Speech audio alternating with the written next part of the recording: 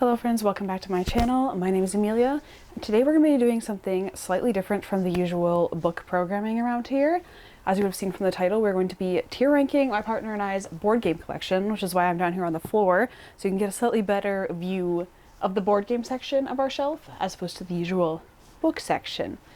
Also, I'll try to keep my hair out of it, but I did get a new mic. I'm not an audio professional by any sense of the imagination, so if there's something you think I need to adjust, feel free to leave a comment, but I'm hoping it sounds better than my last mic, which was on the fritz. Alright, so as you can kind of tell, we are pretty big board game people. Unfortunately, since we moved to this apartment, we haven't been able to play them that much because we don't have a table. But we'll get back to it in the future, and we have already spent many hours playing these games. So I thought, you know, I am qualified, I'm not, to tell you which ones I think are best. This is not going to be like a review of each of them by any sense of the imagination. I will say that the ranking is going to be totally based on just like my opinion and what I like when playing games. It's not like a objective ranking by any stretch. So I think I have quite a few here, so we should probably just go ahead and get started. These are in no particular order, just whatever the tier ranker decided to upload them in, and I should probably record my screen before I forget to do that. That would be awkward. Okay, so in the first slot we have Fog of Love. This is a two-player game where you it's supposed to be like you're making like a story with the other person about like a relationship, and it's kind of fun. It's not like something that I specifically would reach for in most occasions. Also, I realized I didn't specify these tiers at all, so it's just going to be the basic ones. But for now, I'm just going to put it in B. I think that feels pretty accurate to my opinion of it, and I feel like we're probably going to have a lot of Bs. I don't think we have a lot of board games where I'm like, wow, I really dislike this one. I don't know if anything will go in D, but I'm just going to keep it for the sake of it. Next up we have Century. This image shows Spice Road. We have a couple of Century. There's like two maybe, I think. I don't know where they are. It's hard to keep track of everything. But I think this is also probably a B game. It's like deck building almost. Like not really, but I don't know. There are cards. There are little cubes. It's pretty fun, but it's also not one we've reached for in a while. I think I would put it above Fog of Love, but I'm going to keep it in the B tier. It gotta save room in A and S for the ones that I really enjoy. Alright, then we have Exploding Kittens. This is a party game. It's fun in a party situation, but that's not usually us. I'm gonna put it in C, not because it's not enjoyable, but it's just the opportunities that we have to play it are far less, so it's not one that we get to use very often, and maybe that's just because we don't have friends and that's our fault, but you know, I'm gonna stick with C. Then we have Deep Rock Galactic. This is like based on the video game. If any of you have played it, it is kind of what it sounds like. You're dwarves, you're mining, you fight like bugs and stuff, and that's kind of what you do in this. It's just like it's not continuous like a storyline or anything. It's just like one mission at a time, and it's got like hexes, you fight monsters, you mine, whatever. This one, it's been a while since we played it, and I think we only played it maybe 3 times. It was good. I enjoyed it. It was a fun time. I liked that it was cooperative. I like cooperative games, and we've gotten also use out of just like we got the one with the minis, so we've been slowly painting them over time, and that's been fun. Whether or not it deserves to go in A, I'm not sure. I'm not sure if I've played it enough to warrant putting it in A, just based on how often I choose other things. So I think I'm going to put it in top of B for now, and I may revise that later. Okay, then we have Arkham Horror. It's small, it's hard to see, but this is for the card game, which is also a deck builder. And card games aren't really my favorite. They are fun, but I don't necessarily enjoy the deck building part, like looking through the deck to like pick what cards to add to it. I'm just like, oh, there's so many, I don't want to do all of that. But once you have it like set up, it is relatively fun, and you can kind of play with like the base deck. I would probably put it I do think it is more interesting than Spice Road. It's like Lovecraftian, and there's like a story, which is interesting. We have a lot of the expansions. Rory's a big expansion collector, so we have a lot of it to get through. I think we are only on the first expansion. So I do think, yeah, I think like the mechanics and stuff, I would call it more interesting than Century, but definitely not, for my personal taste, above Deep Rock. Okay, this one is kind of cut off, but it is Evolution, where you like are trying to make creatures and you give them like traits. You get like cards with traits on them, and you're trying to get yours to survive and be the most successful by the end of the game. And I want to like this game, but the problem is that I think the main problem is for a lot of these games actually where they're competitive is that we're usually just playing them against each other. And it's not as fun to play competitive games when there's only 2 people. They're much more fun in a group setting. And so I always get sad when Rory's carnivores eat my animals. And yeah, so for that reason, we just never play it. And I would probably put it in C because it just makes me kind of sad when my animals die. But I do think it is better than Exploding Kittens. And I do think, like, if I was to be, like, objective, it's a good game and it should deserve to be higher. But I don't particularly enjoy playing it, for the reasons I've mentioned, because I am sensitive. Okay, then we have Frosthaven. So Frosthaven is also a like hex-based game. Frosthaven and the one that came before it, Gloomhaven, which is down here. I think you can probably see this, but if not, these are part of it as well. They're like very D&D inspired, where it's like a campaign and you each have a character that's like a class and you're playing through missions and stuff to advance the main quest. And I personally really love these games. I am going to put Frosthaven in S. It is the like newer version of Gloomhaven. We have not finished it. We have not got even close. We have nowhere to play it right now. Gloomhaven, we have literally just the last mission remaining, which is very triggering.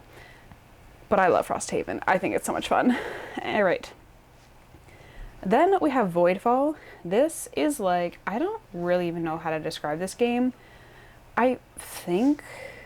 Okay, I'm not sure if this would be the right term, but I feel like it's maybe... No, 4X would be 2. Okay. I'm not very good at describing game genres, but it's like a space game. You have like sectors and you're trying to control more sectors, and there's also aliens attacking. And we've played it I think twice. It took us a very long time to figure out because there's kind of a lot going on. There's a lot of iconography. It's a lot of setup. It is a lot of work to play this game. And it takes a while. I should have been mentioning how long it takes to play these games. That's probably an important factor. But oh well. Hi, Gemma. I think that this probably is an A game. We haven't played it that much, so I definitely am not going to put it in S. But in terms of like the complexity, I think it gives it a lot of replayability, which is something that I think is important because you can't just keep buying games. You got to replay the ones you have. Okay, then we have regular Arkham Horror. So we have the 2nd edition of Arkham Horror, and I think he has managed to collect all of the expansions for that, and we have played it quite a bit.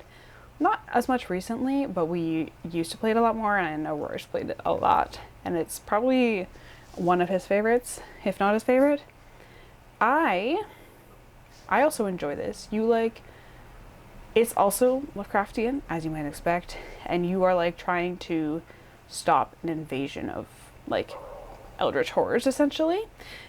I don't know what you would call the style of this game. I'm gonna put it above Voidfall, but I feel like the Voidfall has the possibility to overtake it, but I'm not as familiar with it as I am with Arkham.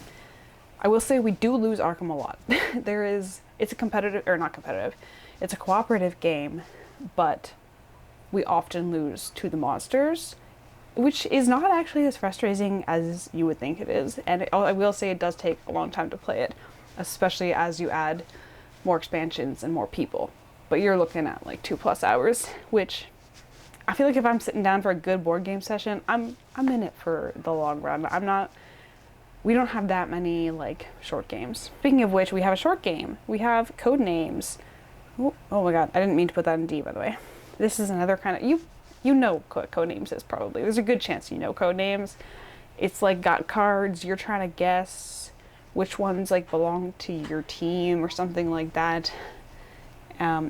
Also one that you don't play that much because you're usually supposed to have like a team. So like we usually play it with like 2 people on each side. So yeah, I do think it is pretty fun though. I think it's probably more fun than Exploding Kittens. You know what? I'm also going to put it above Evolution. It's fun, it's relatively quick, it's easy to set up. We love that most of our games are not easy to set up. Then we are getting into the Span collection. We have a lot of games by the company that makes these games. Well, actually it's mostly the Span games, but there is one other game. I don't remember what the company's called, it's like SM. But we have Wormspan. This is the second one they released. It is a dragon themed. The art is so cute. I adore the art that this company puts on their boxes. I think it's just so aesthetic and nice to have.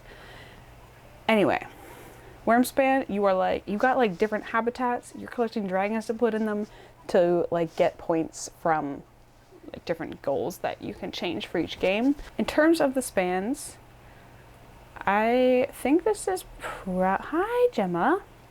Yeah, I think this is probably a B game.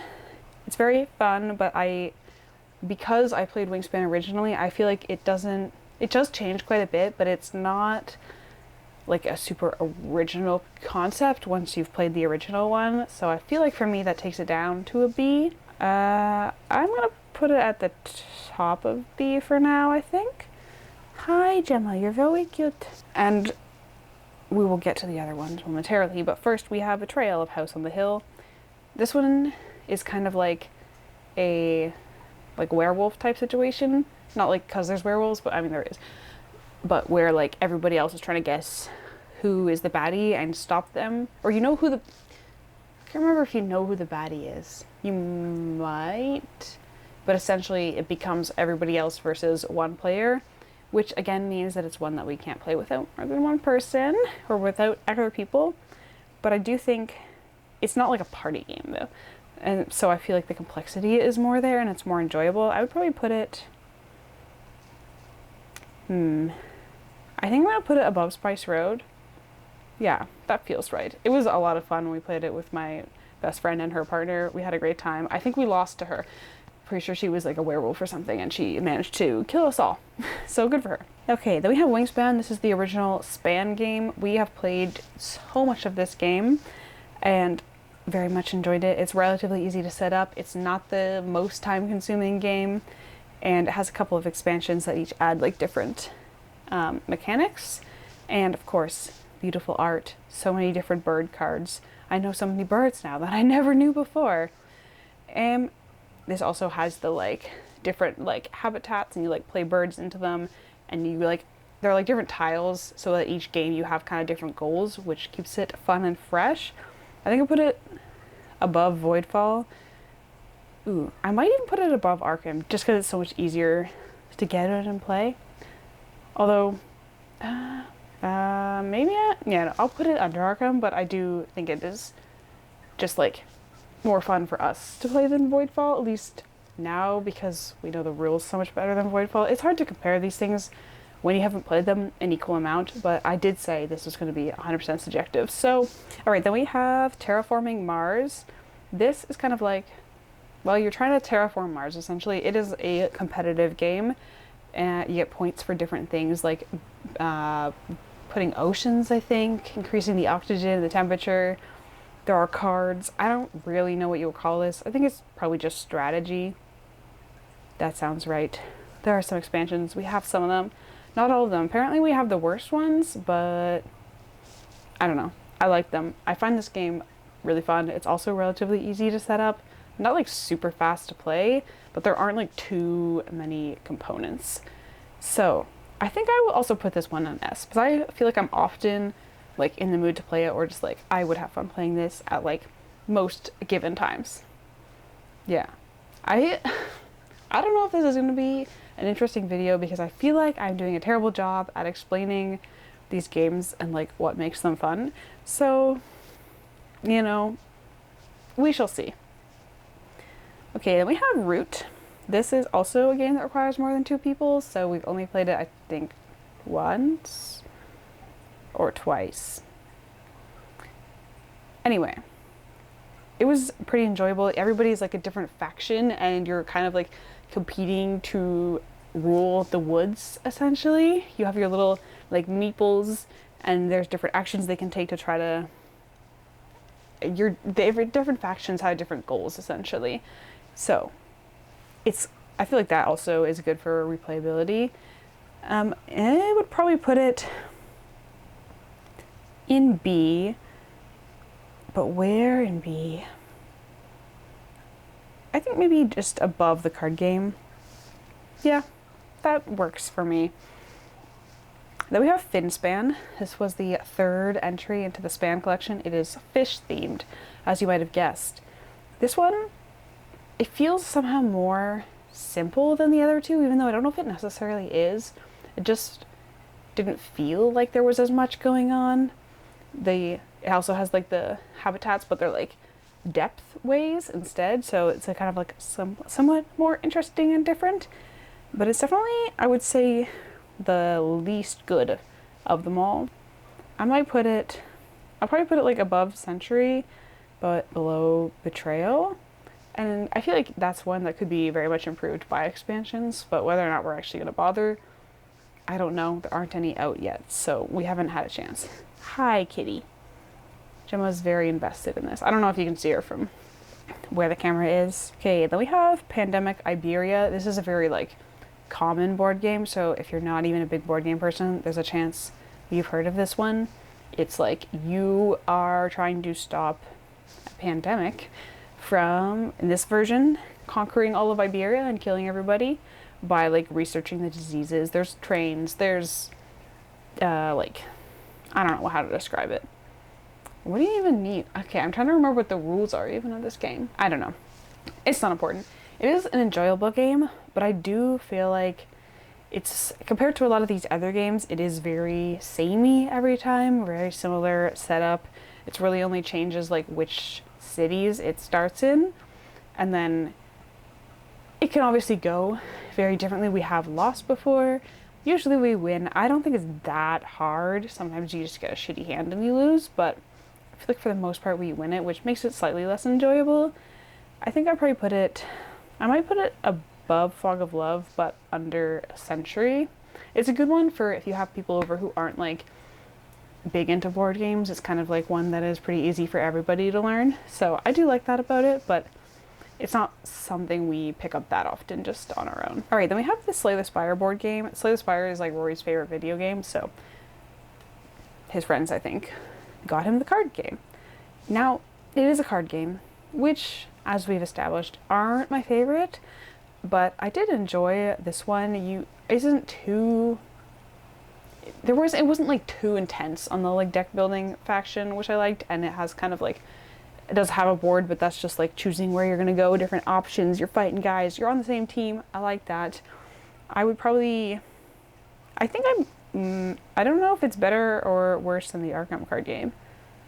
I feel like, oh, that's a good question. It's been a while since we played it, so I think I'm gonna put it just under the Arkham one. We've played that more recently. It's maybe just recency bias. I don't know. It's hard to say with this kind of thing. There's not much you can do about that. All right, next up is Earth. This one is, what are you trying to do in this game? I think you're kind of trying to like build ecosystems. I know there are cards. Pretty sure oh yeah, there's like little tree guys. Wow, I'm doing so bad. Earth. Let me just get a quick refresher on this game. 1 second. Yeah, so there are like different goals. You're competing to like meet them first. And you also have like your own individual goals, and the cards can like impact each other. It's a little bit like engine buildy type of thing. I like this one as well. I would probably put it, I'm not sure if I would put it all the way up in A. I think near the top of B, but do I like it more than Deep Rock? Ooh, that's a good question. Here's the thing. I think actually I'm going to move Wormspan down below Deep Rock. I think I would also put it below Earth just because I feel like it's so similar to Wingspan that it doesn't... deserve to be at the top, maybe? I don't know if that's correct, but that's how I feel about it, so I'm gonna go with that. Alright, then we have Takenoko. This is fun, but also not a two-player game. It's also another one that I think is pretty easy to teach people, so so if you're looking for a game that like is easy to play with friends who aren't big board game people, aren't familiar with a lot of the concepts and rules, it's a good one for that. You're like, it's like tile placement, and there are also individual goals, I believe, type situation. I would probably, I feel like I like it more than Fog of Love, and honestly, I might move Fog of Love down to C, but like above Codenames. I don't remember. I don't know if I would say if it's better than Iberia. Maybe not. It's more simple, I think, than Iberia. So, but kind of similar, I would say. And then we have Kutnahora. This is also, I don't know if I would call this one engine building. Not really. It kind of has like a town that you build like in collaboration, but you are playing against each other. It's themed around like Czech silver mines. We've only played it a couple times. It's been a while. I enjoyed it, but I don't know if I would put it too high up. I'd probably, I think it probably has more going on than Finspan, but above or below Betrayal, I think maybe above. Yeah, I feel like kind of middle-ish of B feels right. I forget a lot about how it works. You get workers. It's worker placement, I guess maybe you would say. The, like, style of the game. Okay, then we have Everdell. This is also kind of like worker placement, I guess you would say.